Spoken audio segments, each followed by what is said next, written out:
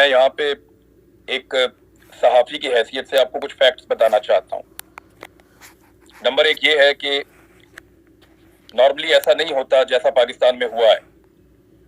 हम लोग सहाफ़ी अपने आप को मैक्सिमम कोशिश करते हैं कि किसी कंट्रोवर्सी के अंदर ना फंसें, लेकिन इस मर्तबा ज्यादती इतनी बड़ी हो रही थी कि हम लोग ये सारी चीजें देखते हुए खामोश नहीं रह पा रहे थे। हमें शुरू के अंदर धमकाया गया और धमकाने वाले लोग पाकिस्तान के ताकतवर इदारे के अंदर से थे। उन लोगों ने धमकाया, उनके नाम हमें पता है। हम 7 से 8 लोग हैं जो इन धमकियों का सामना करते रहे हैं। इवन गालियां तक दी गई हैं कुछ लोगों को। मैं फिर आपको कह रहा हूं कि 7-8 लोगों को गालियां तक दी गई हैं और वो लोग मौजूद हैं सारे के सारे। एक हमारा दोस्त शहीद हो गया सिर्फ। ये मामला शुरू होता है उस इदारे के एक हिस्से से। वहां से पहले धमकियां और गालियां दी जाती हैं और हमें जबरदस्ती उस लड़ाई में धकेल दिया जाता है और हमें दीवार के साथ लगा दिया जाता है। तो हम ये कह रहे थे कि हमें बोलने की इजाजत दी जाए। हमारा किसी पॉलिटिकल पार्टी से कोई एफिलिएशन तो था नहीं, लेकिन हम ये कहते थे कि हमें सही और गलत बताने की इजाजत दी जाए, हमें अपनी राय देने की इजाजत होनी चाहिए। हम दूसरे प्रोग्राम में जाके तज्जिया देते हैं और अपने प्रोग्राम में लोगों की राय लेते हैं। ये हमारा सादा सादा काम है। उसके बाद हमें उसी इदारे के एक और हिस्से से धमकियां आना शुरू हुई। ना सिर्फ हमें धमकाया गया बल्कि हमें बुलाकर मिला गया। हम सबसे अलग-अलग मुलाकातें की गई और बहुत सारी मुलाकातें हुई। और जब हमारे सवालों के जवाब हमें नहीं मिले, हम आपस में सब लोग बात करते रहे हैं। हम सब उनके नाम जानते हैं, हमें तारीखें याद है, हम सब जानते हैं कब कब किस किस ने हमें क्या कहा था, किस तरह धमकाया था और क्या किया था। हम सब लोग बड़े अजीबोगरीब हालात से गुजरे हैं। साबिर शाकिर साहब ने इसको सबसे पहले प्रीएम्प्ट कर लिया था, वो पाकिस्तान से चले गए क्योंकि उनको आइडिया था कि आने वाले वक्त में इस रिजीम चेंज ऑपरेशन के बाद क्या होने वाला है। साबिर भाई ने मशवरा भी दिया था कि ये वक्त अक्लमंदी से काम करने का है, आप लोग पाकिस्तान में ना रुकें। लेकिन कुछ लोग अपनी मजबूरियों से पाकिस्तान में रुक गए। हम में ज्यादा लोग ऐसे नहीं हैं जो सोशल मीडिया के ऊपर काम करते हो। मैं और साबिर भाई दो ऐसे लोग थे जो ज्यादा सोशल मीडिया पर काम करते थे। हमें अगर नौकरी से निकाल भी दिया जाता तो हम पाकिस्तान से बाहर शिफ्ट हो सकते थे। तो साबिर भाई की तो नौकरी चली गई, एआर भाई की वो पाकिस्तान से बाहर शिफ्ट हो गए। उसके बाद उनके चैनल को धमकाया गया कि उसको तनख्वाह भी नहीं देनी। साबिर भाई को यह धमकी भी दी गई कि हम आपको जहाज में से उठवा लेंगे। और इसके बावजूद वो पाकिस्तान से बाहर जब चले गए तो उन्होंने अपनी जो हक बात है, जो उनको ठीक लगती थी, वो कहते रहे। जो पाकिस्तान में लोग मौजूद थे उन सबको क्या क्या धमकियां दी गई, कितना उनको ट्रैप किया गया। इवन उनके कारोबार, उनकी फैमिलीज, उनका तमाम निजाम, उसको डिस्टर्ब कर दिया गया। एक एक ऑफिसर को एक एक बंदे के ऊपर लगाया गया। उसके लिए जमीन तंग कर दी गई। किसी के घर ड्रोन्स आ रहे हैं, कहीं पे मेरे तो घर की बैक साइड पे लाकर उन्होंने बंदा मार दिया एक रात को। एक्सट्रीम किस्म की हरकत की। ये सारे जुल्म होते रहे हमारे ऊपर, लेकिन हम ये सोचते रहे हमेशा कि एक वक्त आएगा कि ये एक टैक्टिसेस है, बस ठीक है, ये हमें परेशान कर रहे हैं, एफआईआर दे रहे हैं, ये मामला खत्म हो जाएगा। हमारे लिए ये लड़ाई इतनी रह गई कि जब ये रिजीम चेंज ऑपरेशन रिवर्स हो जाएगा और जब पाकिस्तान की एस्टेब्लिशमेंट में एक बड़ी तैनाती के बाद तब्दीली आएगी, तो हमारा भी ये होगा कि चले ठीक है, जिन लोगों ने किया वो भी चले गए और हम लोगों ने जो किया वो भी ठीक हो गया। मामला किसी तरह रिजॉल्व की तरफ जा रहा है। हमें लगता था, हम ऐसे सोचना शुरू हो गए थे चीजों को। मेरी अरशद भाई से बात हुई तो वो भी चाहते थे चीजें हल हो जाएं। उनका भी मकसद ये था कि पाकिस्तान को नुकसान ना हो और पाकिस्तानियों के साथ जो धोखा किया गया है उस धोखे का अजाला हो जाए। हम किसी लड़ाई को एंड तक मुकम्मल लड़ना नहीं चाहते थे। हमने इसको कोई इज्जत बेइज्जती का या लड़ाई की कोई वजह नहीं बनाया हुआ था इस सारी सूरत हाल को। साबिर शाकिर साहब को भी पता था कि जब कभी रिजीम चेंज करने वालों का ताकत में कमी होगी या वहां पे तैनातियां तब्दील होगी तो हम भी पाकिस्तान आ जाएंगे और फिर नए लोग अपनी गलती का इदराक करेंगे और पाकिस्तान आगे बढ़ जाएगा। लेकिन इस सारे आगे बढ़ने में हमने अपना एक आदमी खो दिया। अब हमें बहुत तकलीफ होती है। मैं सीरियसली आपको बता रहा हूं, मेरा सिर्फ 8-9 महीने का ताल्लुक है अरशद शरीफ से, इससे ज्यादा नहीं है। इस 8-9 महीने के अंदर पता नहीं उस आदमी ने क्या किया, मुझे रोज तकलीफ होती है।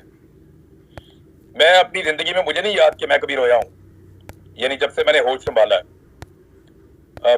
मुझे बड़ा मायूब लगता है, लेकिन इस वाकये ने मुझे बीच में रुला भी दिया एक दफा, मुझे इतनी तकलीफ हुई है। तो अरशद शरीफ भाई ने इस लड़ाई को एक और लेवल पे ले गए, वो अपनी कुर्बानी देने के बाद। हम ये सारा कुछ भूलने को तैयार थे, लेकिन हमारा एक आदमी शहीद हो गया है, हमारा खून बह गया है। अब हमें इंसाफ चाहिए। हम इंसाफ मांगने की कोशिश कर रहे हैं, बड़े अरसे से इंसाफ मांगने की कोशिश कर रहे हैं। जिस दिन उसका जनाजा था, उससे पहले तमाम सहाफियों को बुलाकर एक प्रेस कॉन्फ्रेंस की गई और उस दिन भी उसके मौकिफ को गलत साबित करने की कोशिश की गई। This is not fair. उसकी लाश का मजाक उड़ाया गया, हम इसको कभी नहीं भूलेंगे।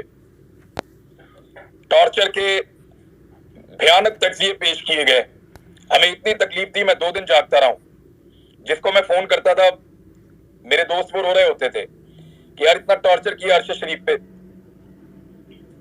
मेरी उनसे वो बहुत ज्यादा बात नहीं होती थी, लेकिन दिल के बहुत करीब था। जब मैं गिरफ्तार था, यहाँ पे जवेरिया भाभी मौजूद है, इनसे पूछिएगा।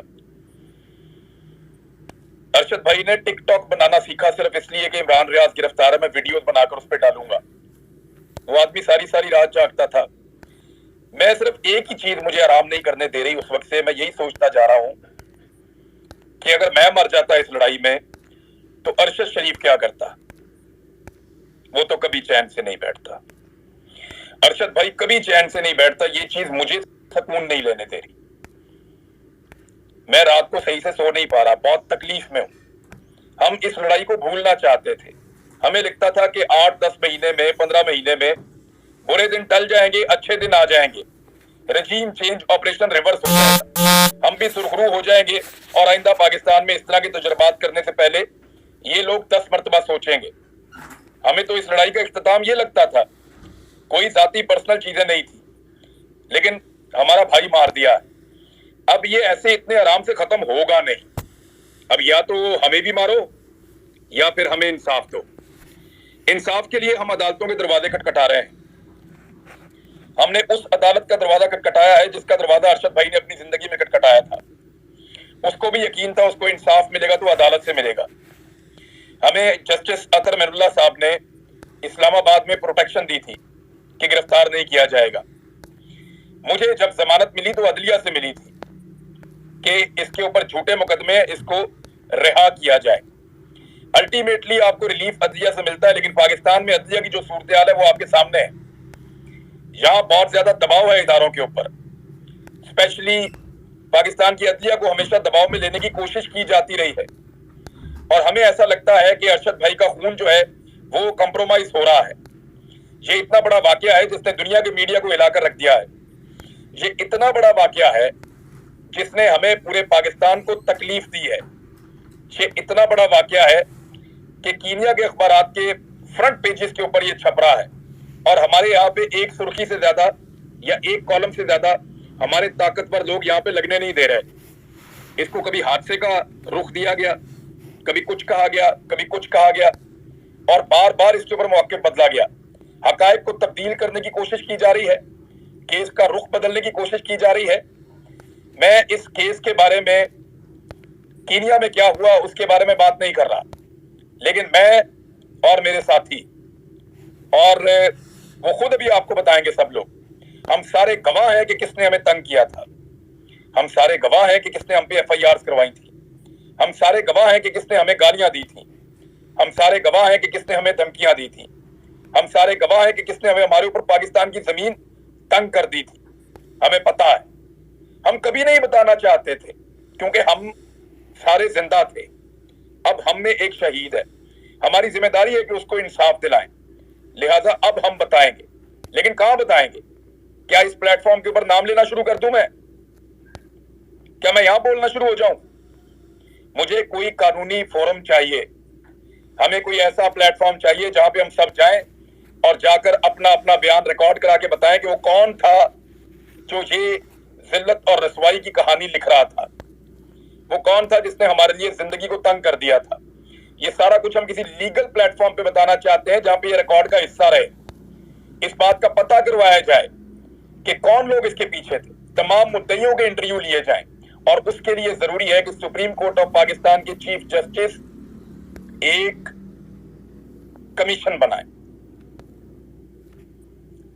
बनाए, अपने सर्विंग जजेस की जेर निगरानी जो काम करे, और तमाम लोग उसके अंदर अपने स्टेटमेंट्स जाकर जमा करवाएं।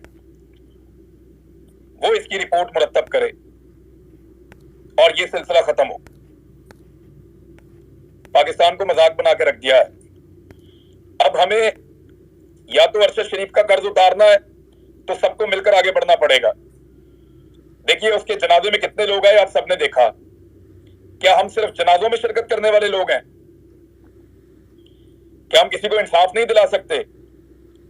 या अगर कोई जिंदा शख्स है और वो इंसाफ मांग रहा है तो उसको इंसाफ नहीं मिलेगा?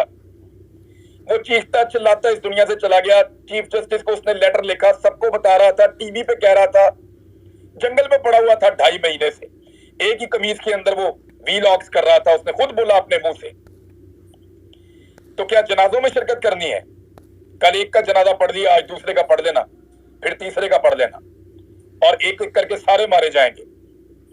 जो भी सच बोलेगा मारा जाएगा, जो आईना दिखाएगा, सवाल पूछेगा, मारा जाएगा। यहां पे इस सिलसिले को आप सब रोक सकते हैं।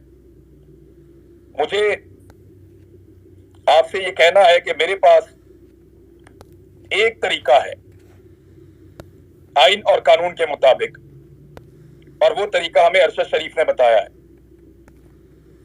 कि कानून के मुताबिक इंसाफ मांगो, खत लिखो, चीफ जस्टिस ऑफ पाकिस्तान को खत लिखो। मैंने आज चीफ जस्टिस ऑफ पाकिस्तान को खत लिखा है। मैंने जाकर उसको लेटर बॉक्स में डाला है। लिखो चीफ जस्टिस ऑफ पाकिस्तान को खत, अपना आईनी और कानूनी हक इस्तेमाल करो। इतने खत लिखो कि वर्ल्ड रिकॉर्ड बना दो। पूरा पाकिस्तान खत लिखे, ओवरसीज पाकिस्तानी खत लिखे। लाखों खत पहुंचने चाहिए सुप्रीम कोर्ट ऑफ पाकिस्तान में रोजाना। आज शुरू हो जाए, अगले 10 दिन तक खत लिखें, रोज खत लिखें, सारे खत लिखें। बच्चे लिखें, खवातीन लिखें, बुजुर्ग लिखें, नौजवान लिखें, स्टूडेंट्स लिखें, मजदूर लिखें, तमाम लोग खत लिखो खत और भिजवाओ चीफ जस्टिस ऑफ पाकिस्तान को। झंझोड़ो अपने ईवानों को, और वहां खत में सिर्फ छोटी सी डिमांड करें अपने अल्फाज में कि अरशद शरीफ को इंसाफ दिलवाइए और एक इंडिपेंडेंट जुडिशियल कमीशन बनवाइए जहां पे जाकर हम तमाम हकायक रखें। हम ये घिनौने हकायक कौम के सामने नहीं रखने चाहते। कपड़े उतारने का शौक किसी और को होगा, हमें किसी के कपड़े उतारने का या किसी को जलील करने का शौक नहीं है। ये हमारा अपना इदारा है, हमारे अपने लोग हैं। लेकिन अगर हम कुछ बताना चाहते हैं तो हमें एक फोरम चाहिए जहां पे जाके हम ये सारी इंफॉर्मेशन दें। तो मैं आपको ये नहीं बता सकता। मैंने साबिर भाई को बताया है कि ये कैसे हुआ खत लिखने वाला मामला, लेकिन ये अरशद भाई का आइडिया था। आप सब लोग खत लिखें, 5 लाइनें लिखें, 2 लाइनें लिखें, 4 लाइनें लिखें, 4 सफ़े लिखें, तफसील लिखें, और अरशद शरीफ के लिए चीफ जस्टिस ऑफ पाकिस्तान से इंसाफ मांगे। लिखना क्या है? सिर्फ to the chief justice of Pakistan Urdu में लिखें या इंग्लिश में लिखें।